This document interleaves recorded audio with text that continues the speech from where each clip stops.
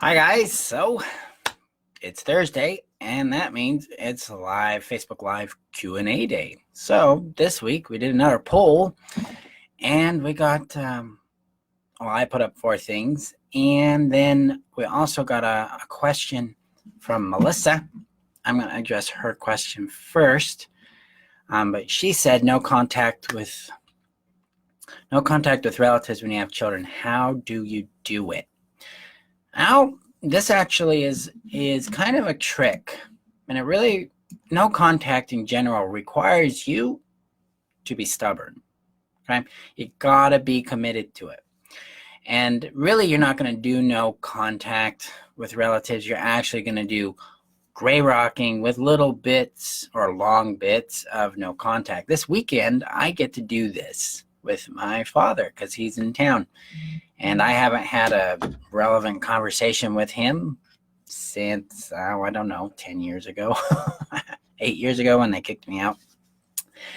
And the last time I did see him was at my stepmother's funeral back in December, but we didn't have much of a discussion. I was mostly there to counteract some of the rumors my parents created about me.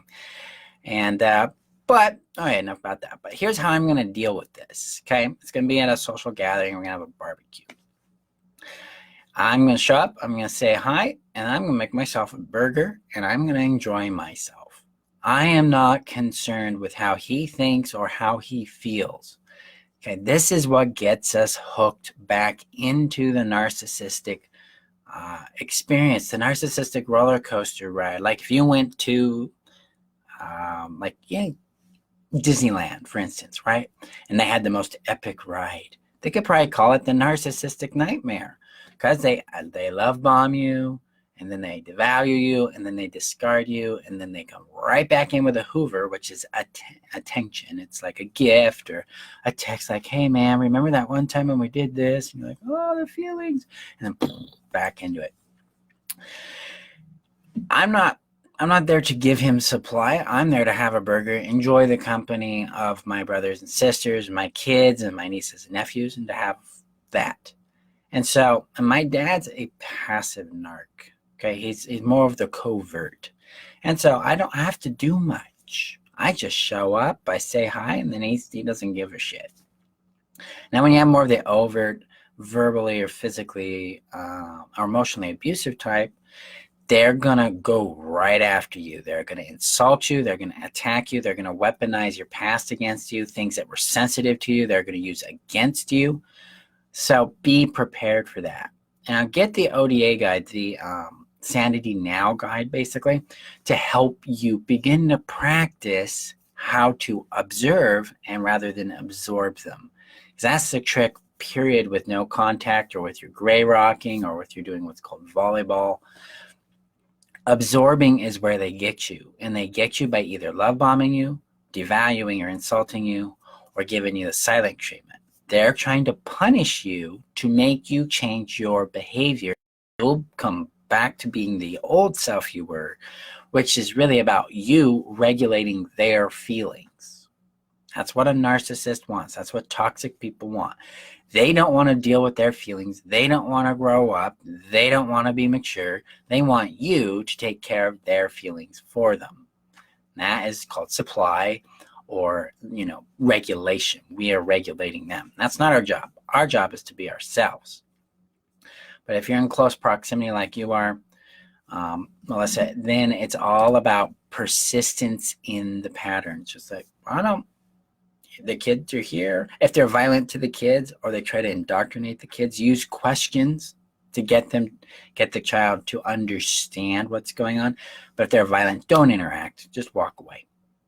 You have the right to define the boundaries. Like Naomi says, they don't have rights to the children, so you don't have a legal obligation there. And your first and foremost job is helping the children be protected from threats they may not understand or be able to deal with effectively according to their age, their background, whatever like that is. But generally, you just don't have to even respond to them. Just move on. Okay? Literally, it's that simple. We do not have to regulate them. We don't have to take care of their feelings. They're adults. Let them take care of those feelings. You take care of you. Okay. All right. So let's get into the questions. Ooh, okay. So the first one I put in there because I was curious what this would get would, what do you see, Marshall, as our biggest block to getting the life we deserve? Are you ready? Are we ready? Are you ready? Because it's often not what we think it is. And it really comes down to action. Really boring answer, right? Anticlimactic. Oh my God, action? Really? That's what's standing in my way? Yeah. Yeah, it's actually how you respond to the unknown, how you deal with the uncertainty of making a big investment or a big change in your life. That's what kept me stuck for a long time, especially in the self-helping loop. Because it's like, I don't want to do this thing. I'll just figure it out on my own.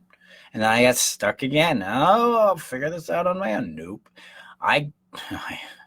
Had I just found somebody who had a system to get through this, I wouldn't have spent 20 years running in circles. I'd be off doing what I want to do with my life. See? So the biggest block we're dealing with, guys, is action. And that action can be driven from a lot of places. It's like, I'm scared to do it. I'm scared of the change. What if it doesn't work? What if I can't do it? What if it's not real? What if, ultimately it's those things. Either I can't do it, it won't work for me, I'm scared. Those are all very normal positions to deal with. They're very normal reactions to the unknown and to big changes. Big changes. The trick is to take the action and give yourself that chance. Give yourself the opportunity to discover who you really are. Because like in last night's Being Money Brilliantly Intensive, one of the concepts I taught was this: you do not know your potential. You do not know what you can do. So stop thinking you do and go out and discover it. Our job is to discover. We are born as explorers. That's why we can walk and talk. That's why we are so stubborn. Remember 3-year-olds that are constantly stubborn? That's why we're explorers. We're designed to get out there and understand the world and embrace it and make it our own. That's how you got here. The fact you survived the nightmare of abuse and neglect, especially narcissistic abuse and neglect, is brilliance in action. Think about it. What you had to deal with, what you had to face. You had to raise yourself in a lot of ways. You're still dealing with the world going, what on earth is going on? I don't understand how to do this. Because the world for us is backwards. Like, if I wanted happiness, I need to say no, not yes. Right? Love is allowing ourselves to receive rather than to give and give and give and give and give. So how we've been conditioned to believe the way the world works is opposite of how it actually works. We're very courageous. That's why I call ourselves badasses. We're doing things that other people, honestly, would cave in on. They don't have an idea of what it's like to do this work, to step in a world where we're trying to figure out how to be happy and healthy. And everything is so different for us. Okay, so we have the brilliance, we have the courage, but you need to believe in you. And then you need to take on that unknown, run into it, face it, run towards your fears. One of the things that I do when I face a lot of fear is I run towards it, because what happens is the fear gets smaller. Okay, now fear gets smaller because you're going towards it and you're realizing that reality is it's just like a really mad, thorny baby. It's like, I gotta deal with it. But it's not permanent. You run towards your fears, you consume it, you win. So Kelly says, this makes so much sense to me with my mother. Yes, yeah, just handle it that way. It's okay, guys, to have boundaries. It's okay to disappoint other people. It's also okay not to care. There's 2 rights we all have. There's many rights, but the first 2 rights that I like to teach is, number 1, you have the right to take up space. And that applies to everything. I can be angry, I can be sad, I can be bored, I can be indifferent. And 2, I have the right not to care. I do not have to care. Please understand me on this. Have to care. I'm not saying don't care, because we do. We have a lot of empathy. We care. But let's care when we care, and let's honor when we don't. Our empathy, we've been programmed to compel empathy out of us towards someone. And that usually shows up as guilt. We feel guilty about the way they feel because we're not helping them. We've got to help them. No, let's take our empathy back, because our empathy is a gift we give someone, and it is a choice we make. Nobody is entitled to our empathy. Okay? That's what I mean by we have the right not to care, because sometimes we don't care. Let's honor that, because that is a boundary and a worthwhile one. So we know where to invest our time and our energy and our brilliance. Okay. So again, the biggest block you have right now is taking action towards the unknown. When you see an opportunity that really speaks to you, your body lights up. You're like, ooh, this is what I've been looking for. Jump on it. Take the risk. Okay?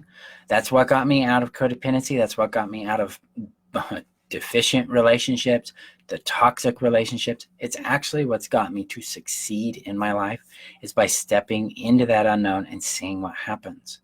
Now, my systems, if you choose to step into the unknown with me, like joining Being You Brilliantly or getting your own membership with Codependency Confidence, my systems are actually built to help you address that unknown and use it to your advantage. Because I know it's there.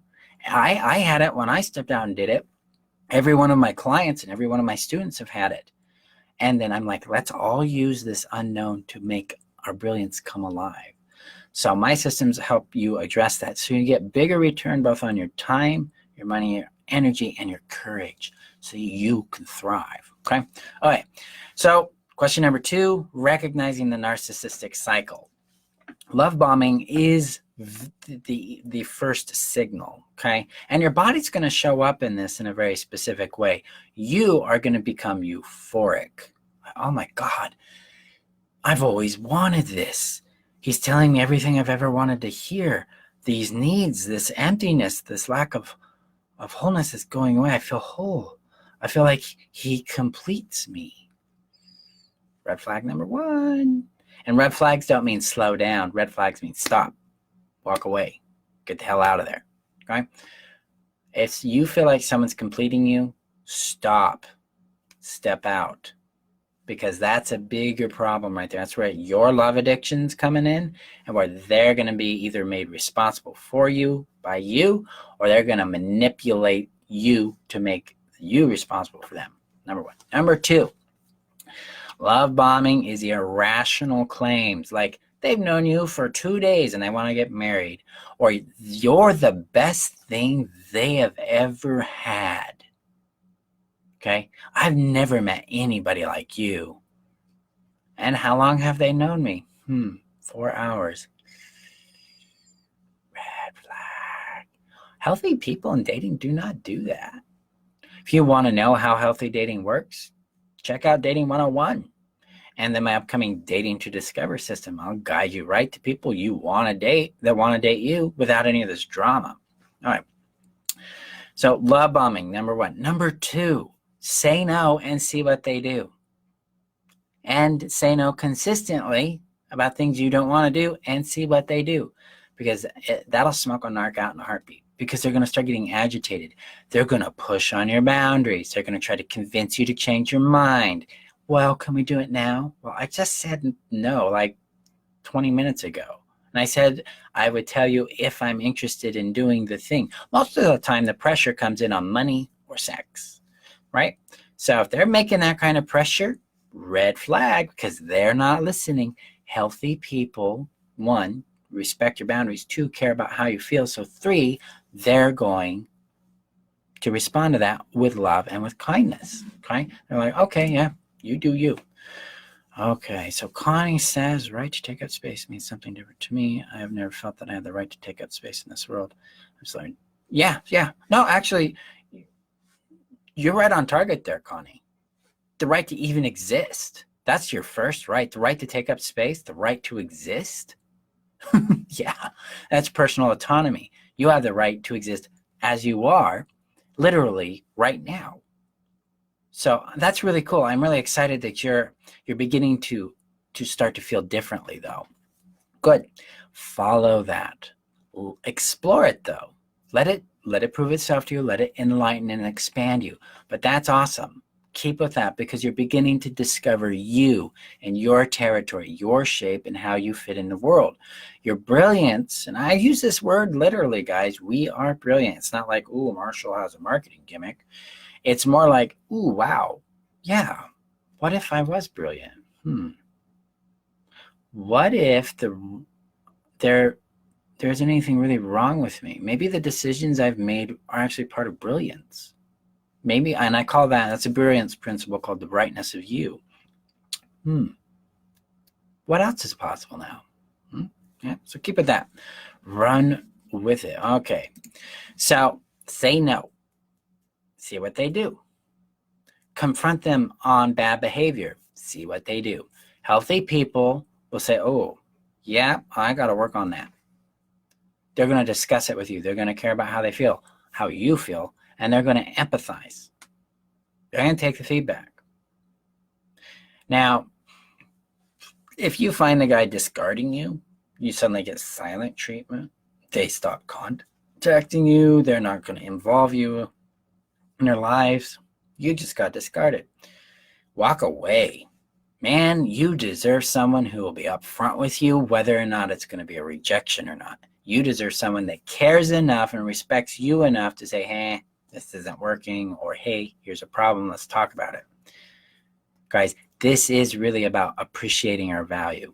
Moving beyond codependency is completely rooted in coming back to our value and discovering our own awareness of it, discovering our value, basically, building our awareness around that value, and then beginning to live from it, choose and receive from it.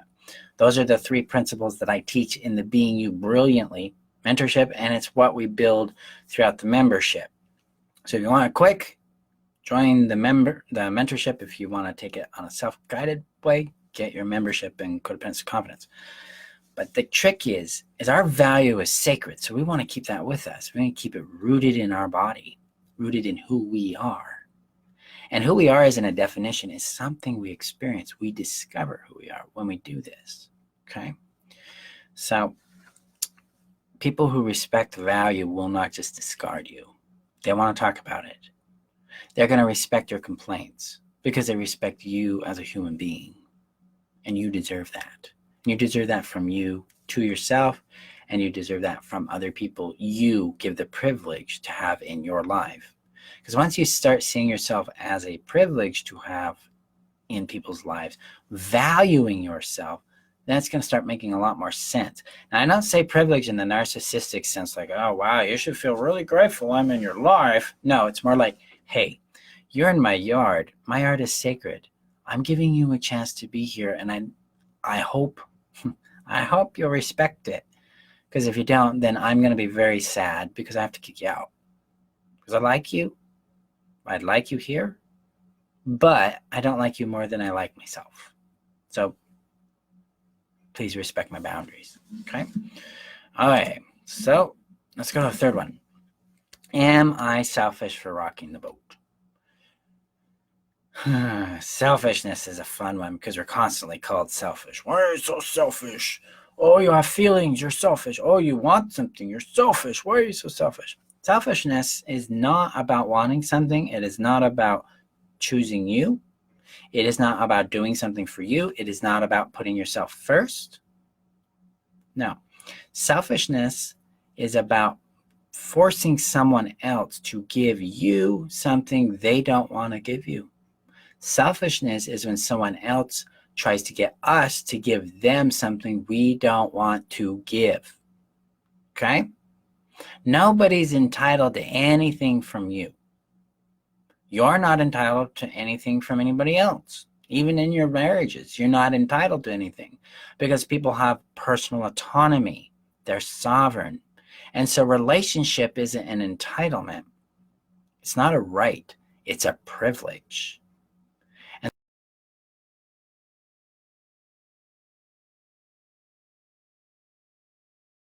Okay, there it goes.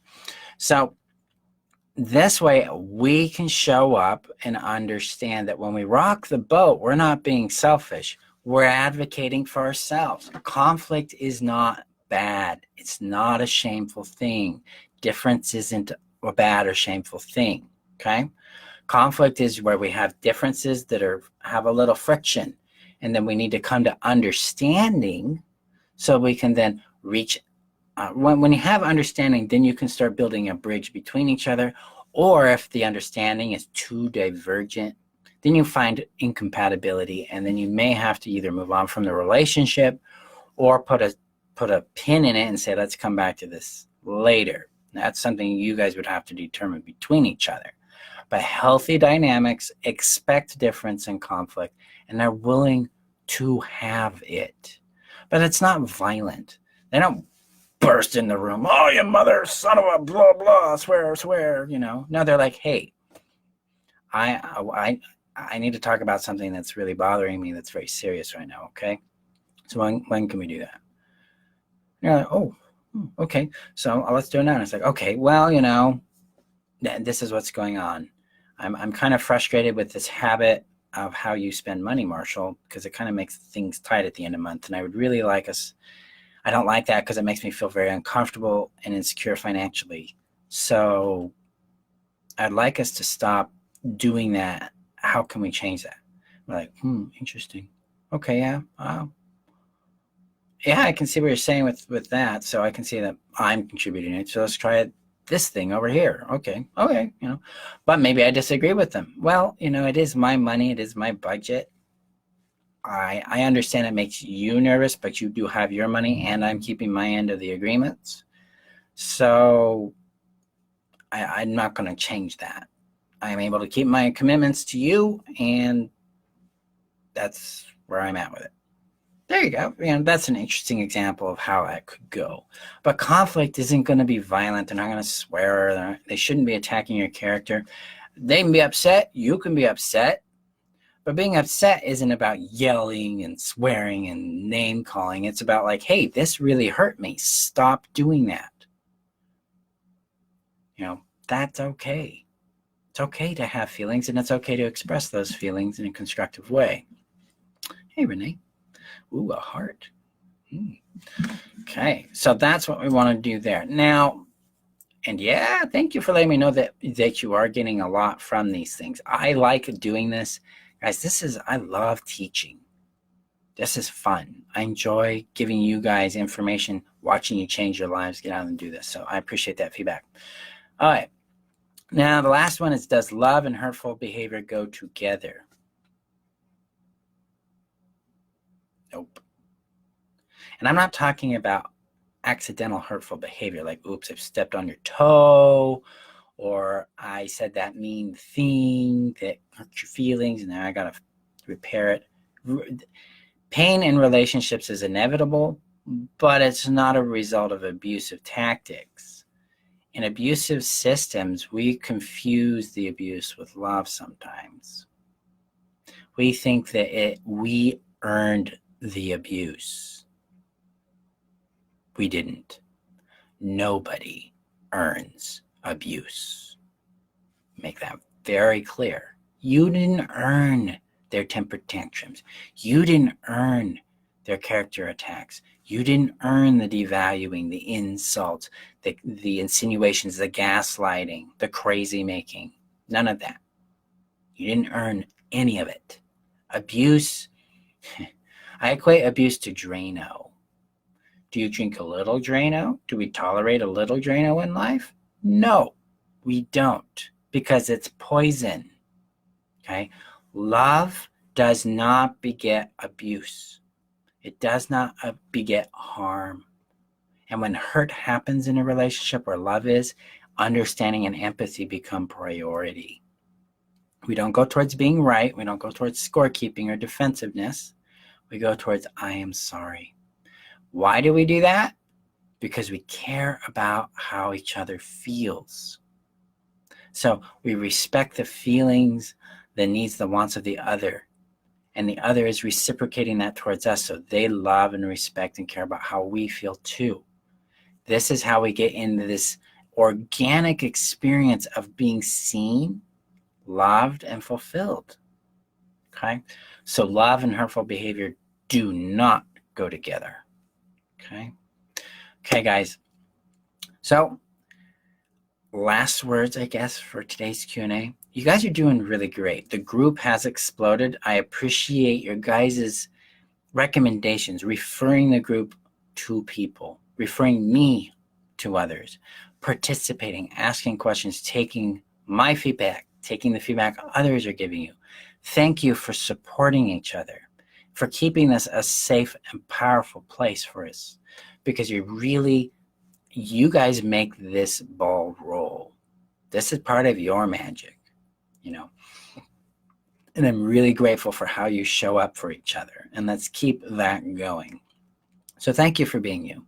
Thank you for contributing you to my life and to the group. Okay, and remember, guys, you're worth knowing, you're worth loving, and you're worth keeping. And I mean that. They're really cool little phrases, but I'm a very deliberate person. And when I say it, I mean it. So internalize that. Let that be your truth. Let that expand you into your brilliance. So we are 3-4 days away from Being You Brilliantly starting. If you want to take the leap, it's available. We've got a few seats left. If not, you're going to have to wait until July, when we're going to start that up again. Mid-July is currently what's on the calendar.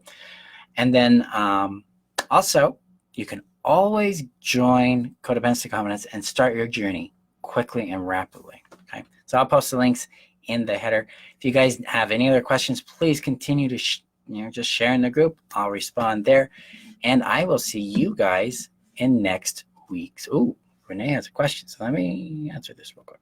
What if they just remain silent and continue to do whatever it was? Then they just don't give a shit about you.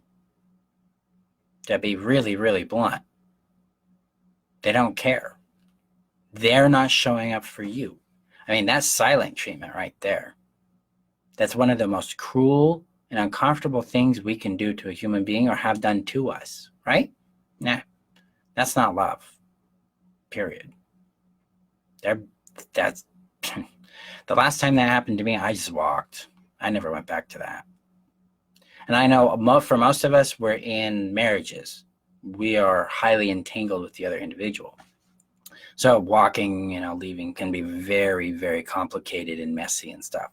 So you need to gauge that situation out, in a way that works for you, because you know your situation best. But ultimately, that for me is a deal breaker. And when it's happened, I just don't go back. I'm done. Okay.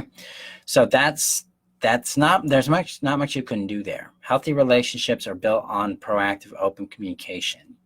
And when they're not going to talk, they're stonewalling you. You have to start making decisions for yourself at that point. So I'm sorry if that's happening, because that's harsh. That's cruel on their part. And I'm pretty blunt on that stuff. So, okay. Thank you again for that question, Renee.